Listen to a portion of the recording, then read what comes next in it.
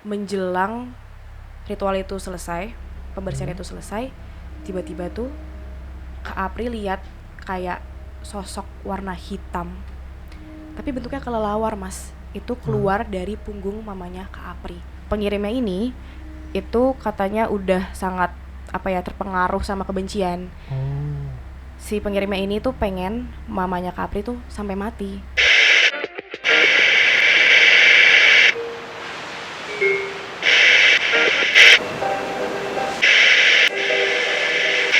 Karena mereka datang ketika lampu dimatikan. Halo semuanya, salam rahayu, rahayu, rahayu. Selamat datang di Kelam. Karena mereka datang ketika lampu dimatikan. Wah, seneng banget hari ini Mas Rizky. Yeay. Happy dong, happy dulu. Hari ini aku jujur seneng banget karena kita dapat kesempatan buat ngobrol bareng teman-teman ya. Betul. Ya, aku berdua sih yang ngobrol sama Mas Rizky, tapi teman-teman kan bisa nyaksiin kita ngobrol ya. Silahkan didengarkan karena kita mau cerita-cerita habis ini. Tapi sebelumnya mungkin kita kenalan dulu kali ya, karena mungkin ada yang belum familiar sama muka kita. Kenalin, nama aku Prita dan di sini aku akan ditemani oleh bosku yang juga adalah partnerku ke depannya, Mas Rizky. Mas Rizky. Kenalan dulu. Mungkin Nama saya biodata? Rizky. Enggak ya? Nggak usah ya, Mas tahu Rizky. pasti. Udah. Iya, gitu. Ih, sombong banget, mentang-mentang udah muncul di GAD. Nah, ya. Kita mau ngapain nih Mas Rizky ke depannya? Oke, jadi ini adalah program terbaru kita di channel Obrolan Santai. Nama programnya adalah Kelam. Kelam. Ketika lampu dimatikan. Kedepannya kita bakalan sharing cerita aja sih teman-teman, bukan konsultasi ya. Kita sharing cerita dari teman-teman untuk teman-teman. Makanya jangan lupa kirimin cerita ke kita ya, gitu. Jadi untuk teman-teman Javanika yang memiliki kisah-kisah horor, kisah-kisah mistis yang mau kalian bagikan ke kita supaya bisa kita ceritakan ke teman-teman Javanika lain, kirimkan cerita kalian ke arsipceritaktj@gmail.com. Pokoknya ditunggu ya teman-teman, cerita-cerita dari kalian semua. Nah, hari ini kita mau bawain cerita dari siapa nih, Mas? dari Kak Apri ya. Ya, bener banget Mas Rizky. Ini ceritanya Kak Apri dari Bekasi. Dan ini tuh pengalaman pribadi keluarganya, di mana keluarganya tuh ngalamin rentetan kejadian-kejadian ganjil yang bahkan tuh sampai bikin almarhum mamanya itu sakit keras pada saat itu. Gitu. Serem sih menurutku ceritanya. Berarti dari kasus ini sampai mengorbankan mamahnya Kak Apri. Maksudnya mengorbankan gimana, Mas? Tadi kan kebetulan kamu bilang almarhum mamahnya. Enggak. Puji Tuhannya enggak. Oh, Bukan oke. bukan sampai meninggal, puji Tuhannya, tapi memang pada saat itu mamanya Kak Apri sampai sakit keras Oh, gitu. oke. Nah, itu dia teman-teman. Makanya buat teman-teman yang lagi dengerin ataupun nonton video ini, cek sekitar kalian. Pastiin di sekitar kalian ada orang. Pastiin lampu kalian nyala karena mereka datang ketika lampu dimatikan.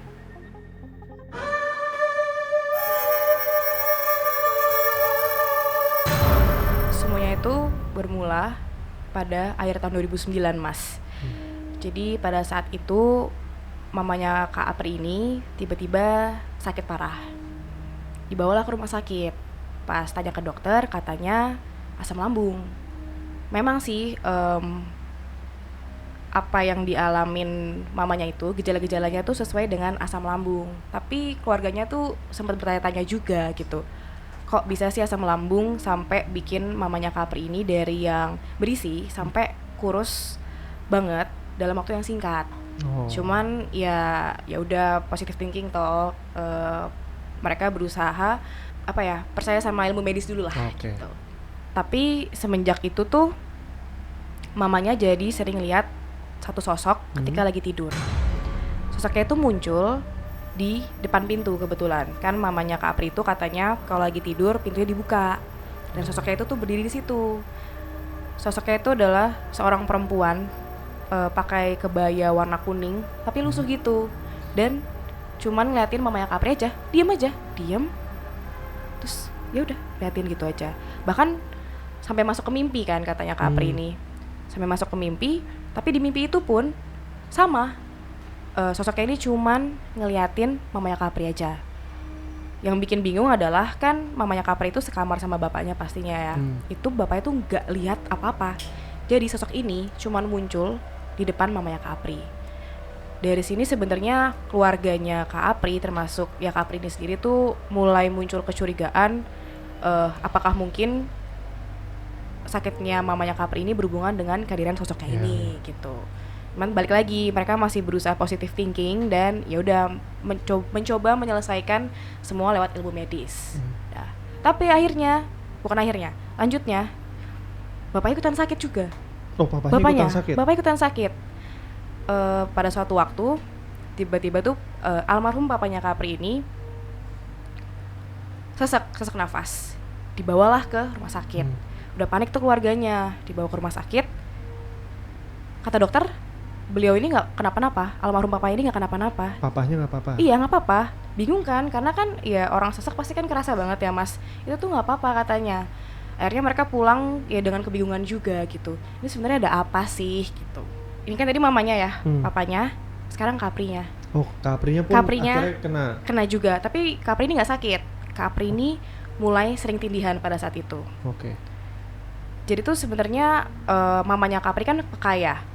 Itu nurun ke Kak Aprinya, tapi pada saat itu Kak Apri masih deny bahwa dia punya kepekaan tertentu. Jadi pada saat itu dia lagi tidur nih, lagi mau tidur, ya seperti pada umumnya kita mau tidur ya. Mungkin buat yang sering tindihan udah tahu rasanya kayak apa.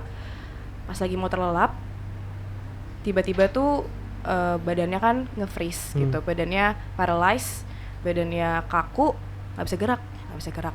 Terus Kapri ini bingung, ini kenapa, aduh tindihan nih pasti gitu. Dia berusaha buat gerakin badannya gak mempan gitu. Akhirnya dia coba gerakin ujung jempolnya, karena kan katanya kalau yang berhubungan sama kayak gituan jempol duluan kan, jempol kaki. Nah dia lagi nyoba gerakin gitu, kebetulan posisi badan dia tuh ngadep ke kiri, terus ngeliat ke arah tembok. Temboknya itu, dindingnya itu adalah dinding yang berbatasan sama kamar mamanya. Di situ nggak tahu kenapa tiba-tiba Kak Apri tuh lihat satu sosok besar warna hitam ada di depan mamanya. Dia pun juga bingung pada saat itu ketika melihat kayak, loh kok aku bisa ngelihat nembus dinding gitu. Tapi yang pasti pas dia ngeliat itu, dia kan juga sambil ngeliatin sosoknya ini sambil dia mencerna dengan apa yang dia lihat. Tapi dia juga lihat kalau si sosoknya ini tuh kayak mendekati mamanya tuh loh, benar-benar dekat sama mamanya Kak Apri, dan dia mendapatkan sense, dia merasakan bahwa sosoknya ini tuh sadar kalau Kak Apri bisa lihat dia. Terus Kak Apri tuh mulai ngerasa terintimidasi mas, terus ya dia khawatir dong sama mamanya. Jadi dia langsung berusaha bangun dari tindihannya, bangun, dia berusaha berontak. Sampai akhirnya dia bangun beneran. Dia buru-buru tuh ke kamar mamanya. Pas dia buka tuh pintunya, sosoknya udah gak ada. Ya dia bersyukur sih, tapi berarti kan yang dia lihat memang ya makhluk tak kasat mata gitu. Akhirnya dia balik ke kamar dan tidur lagi. Nah, dengan segala rentetan kejadian yang mereka alamin ya, akhirnya mereka manggil orang pintar ke rumah. Orang pintar, setelah ditelusurin, ternyata almarhum bapaknya Kak Apri yang kebetulan pada saat itu bekerja di sebuah proyek pembangunan jalan, itu tuh menemukan keris kecil gitu. Kerisnya ini diambil dan dibawa pulang.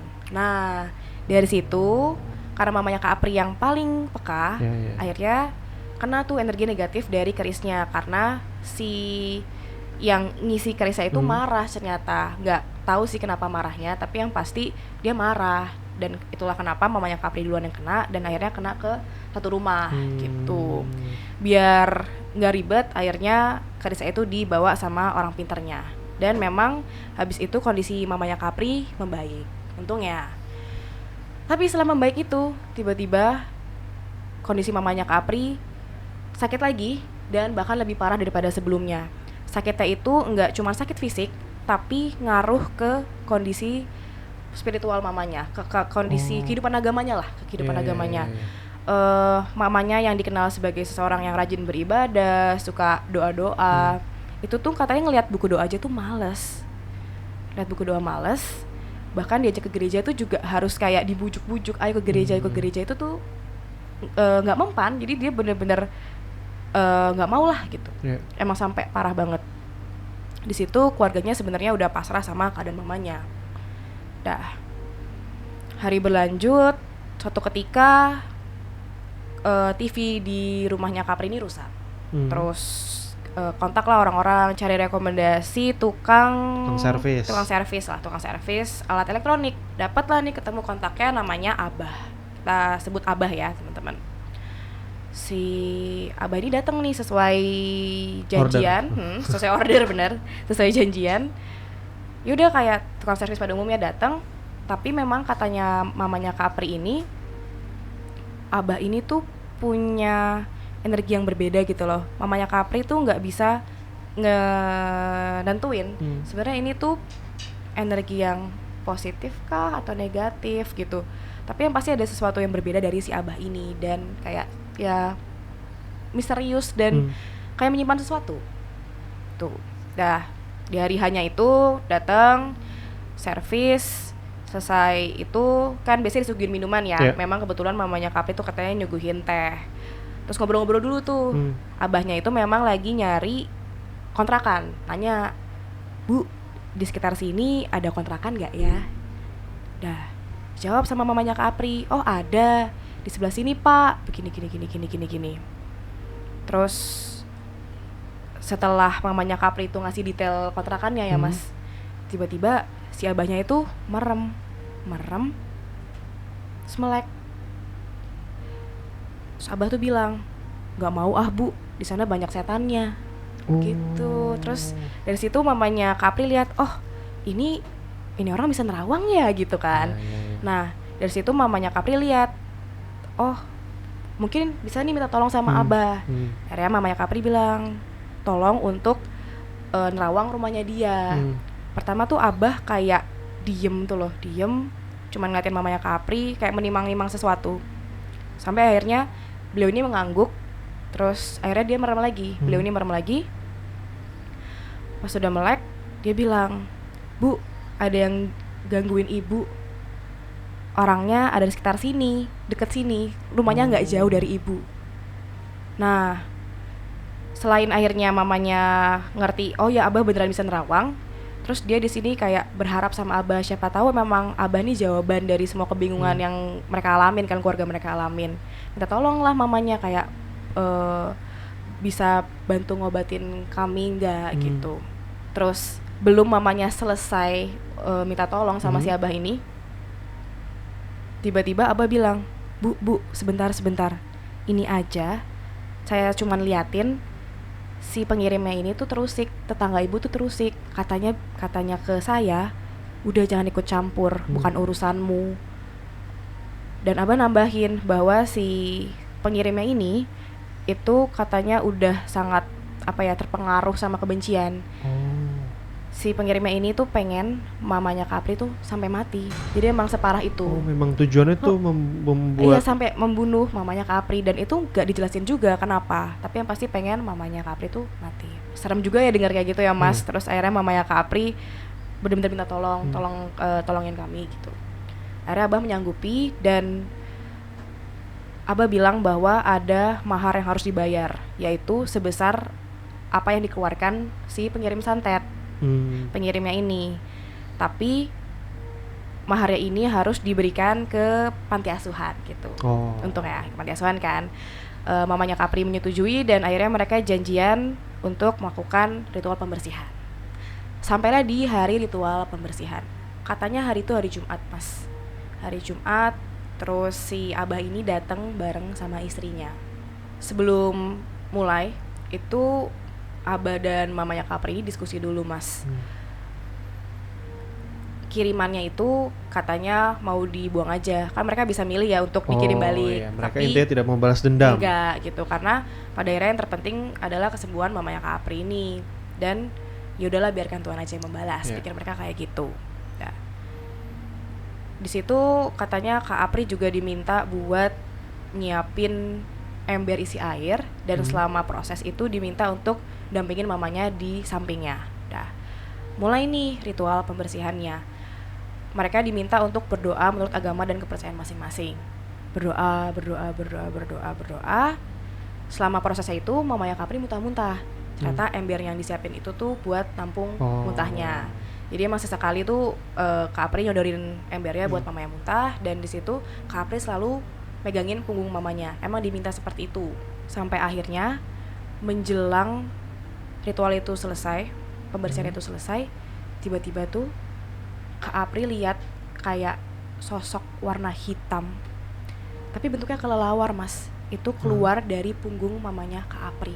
Nah, dari situ Kak Apri cuma mikir kalau berarti harusnya udah selesai nih, mama udah nggak apa-apa nih. Dan emang selesai dari situ, mamanya dimandikan kembang. Udah, terus selesai. Jadi kayak ya udah, habis itu ternyata sosoknya keluar. Terus Abah dan istrinya berhasil mengeluarkan sosoknya itu. Bentuknya kelelawar tapi. Berarti sosok hitam yang dilihat Kak Apri saat dia tindihan itu mungkin itu Bisa jadi sosok kirimannya. tapi sosoknya warna hitam, tapi dia bilang bentuknya kelelawar. Mungkin adalah sosok yang ada di depan mamanya saat itu. Cuman kita nggak tahu juga sih ya, bener apa enggak. Terus sosok yang sering dilihat sama mamanya Kak Apri di awal-awal itu yang berbaju kuning lusuh itu terus? Nah ini dia lanjutannya. Jadi setelah pembersihan itu selesai, kan memang puji Tuhannya mamanya Kapri ini jadi sehat kembali gitu. Pokoknya udah nggak kayak dulu lah gitu. Udah bisa kemana-mana sendiri, terus ke gereja juga aman. Udah mau gitu. ke gereja. Iya udah mau ke gereja lagi, puji Tuhannya. Nah ternyata pada saat itu kan mamanya Kapri masih juga kepo ya gitu. Sebenarnya sosok yang dia lihat, sosok yang wanita itu siapa gitu. Dia tanyalah ke Abah. Ternyata sosok yang mamanya Kapri lihat itu adalah sosok penunggu rumah malahan. Oh sosok gitu. Penunggu rumah. Dan beliau ini justru sayang banget sama mamanya Kak Apri. Kenapa sosok itu selalu dia mandangin mamanya Kak Apri doang? Itu karena sosoknya tuh pengen bantu tapi nggak bisa. Abah tuh nggak cerita kenapa sosoknya ini nggak bisa bantu. Tapi yang pasti dia tuh ikut turut sedih ke mamanya Kapri lagi kenapa-napa, tapi nggak bisa bantuin, makanya dia jagain aja gitu, ngeliatin dari luar. Pantaslah dia terlihat lusuh, murung iya, gitu-gitu murung, ya. katanya tuh murung, sedih, dan ya itu bajunya katanya kuning lusuh. Dan after pembersihan ini katanya memang si sosoknya ini warna kebaya berubah, tetap kuning, tapi katanya kayak cerah, kayak bersinar, kayak memancarkan kebahagiaan gitu. Dan dia memperkenalkan dirinya sebagai Nyai Langgar. Nyai Langgar. Nyai Langgar gitu. Nah, karena apa yang dialamin keluarganya Kak Apri ini, akhirnya kan mereka milih buat pindah tuh. Nyai Langgar pun akhirnya ikut pengen pindah. Oh, minta ikut. Minta izin mau pindah, mau ikut. Akhirnya tuh mamanya Kak Apri ngizinin, asalkan energinya tuh nggak bentrok dan nggak bikin satu keluarga misalnya kenapa-napa. Disanggupin lah tuh sama Nyai Langgar. Dah, pindah. Dan akhirnya pun Nyai Langgar ini menjadi satu sosok yang berpengaruh lah sama keluarganya. Maksudnya punya jasa sama keluarga Kak Apri. Karena kebetulan ketika pindah ke rumah yang baru ini, mamanya Kak Apri itu kena lagi. Dikirimin lagi? Nggak directly ke mamanya sebenarnya. Jadi tetangganya itu dikirimin santet gitu. Dikirimin santet karena mamanya Kak Apri ini peka, ada kepekaan tersendiri, jadinya energi negatifnya tuh kecipratan. Terus Nyai Langgar kan udah ikutan pindah tuh. Nyai Langgar lihat, ngelapor lah ke Abah sama istrinya, minta tolong buat dicek. Udah tuh akhirnya memang mamanya Kapri sempat kayak ya dibersihin lagi lah gitu. Terus ya udah akhirnya Nyai Langgar stay di sana, dan bahkan Abah sama istrinya itu jadi tetangganya Kapri sekarang. Terus masih benar-benar kontak-kontakan sampai sekarang, masih berhubungan baik dan selalu ngingetin Kak Apri buat ziarah ke makam almarhum papanya dan juga mamahnya gitu. Itu dia Mas cerita kedatangan mereka hari ini. Wah, ternyata kedatangan makhluk-makhluk seperti itu pun bisa dari hal positif dan negatif ya. Iya, benar. Maksudnya kayak Nyai Langgar itu kan memang penunggu rumah dan ternyata positif. Itu kebayanya warna kuning juga kan, menarik tuh. Katanya kan kalau yang kebayanya kuning itu biasanya orang apa Mas? Iya, kalau nggak salah pernah baca, biasanya kalau warna kuning itu dulu seperti baju-baju di masa kerajaan, dan memang hanya beberapa orang aja yang bisa menggunakan baju-baju berwarna kuning itu. Mungkin memang dulu tanah itu bekas ada kerajaan apa kerajaan mungkin. apa. Dan orang penting berarti kan orang Iya, penting kerajaan gaib, tapi ya bener. Dan aku tuh kepikiran kayak sebenci apa sih kamu sama orang kok sampai tega mau membunuh sih. gitu. Dan aku pikir repot-repot amat gitu loh sampai ngirimin segala macam gitu. Emang kita kadang harus jaga sikap, Betul. jaga omongan. Bahkan ketika kita udah jaga sikap sama omongan pun tetap aja kalau orang nggak Bener. suka ya nggak suka aja, dan bisa aja nyakitin kita. Masih gitu. ada aja orang dengki.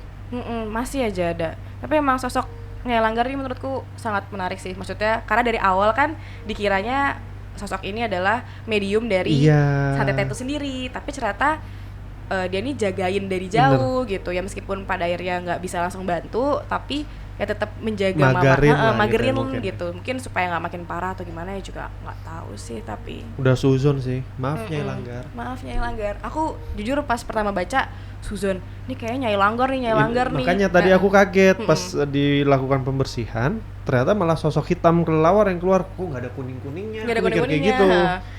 Makanya oh ya bener sih, mungkin memang malah sosok hitam yang dilihat Kak Apri pas tindihan malahan ya. Cuman nggak tahu juga, dan kenapa juga kelelawar ya? Entah, mungkin kelelawar sebuah manifestasi dari sebuah ilmu hitam. Mungkin bisa jadi ya, kan kelelawar gitu. Ya. Tapi ya sih, kayak yang kamu bilang tadi Mas, kedatangan mereka kali ini bisa dari hal yang positif, nggak cuma negatif gitu. Kedatangan mereka itu bisa karena sayang dan juga bisa karena benci. Betul. Benci itu kayak si tetangganya mamanya Kak Apri yang pada akhirnya rela dan tega untuk membuat perjanjian sama jin untuk menyakiti mamanya Kak Apri, dan rasa sayang dari Nyai Langgar untuk mamanya Kak Apri yang akhirnya membuat dia selalu ada buat mamanya Kak Apri dan menjaga mamanya Kak Apri dari jauh. Tuh. Dan memang udah jalan Tuhan ya. Mamanya Kak Apri ditemukan oleh si Abah. Abah ya, sosok Abah ini benar-benar pada akhirnya penyelamat sih gitu. Ya kadang ketika kita nggak nyari bantuan, ya ketika kita udah pasrah aja, ya udah tiba-tiba bantuan datang, dan itulah yang pada akhirnya harus kita syukurin gitu.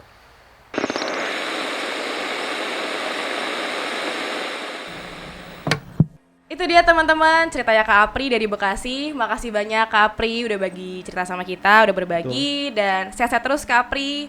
Salam buat keluarga, terus juga salam buat Abah ya. Bener, salam buat Abah. Terima kasih juga buat teman-teman Javanika Santai. Javanika Santai. Yang sudah menyaksikan sampai akhir ini.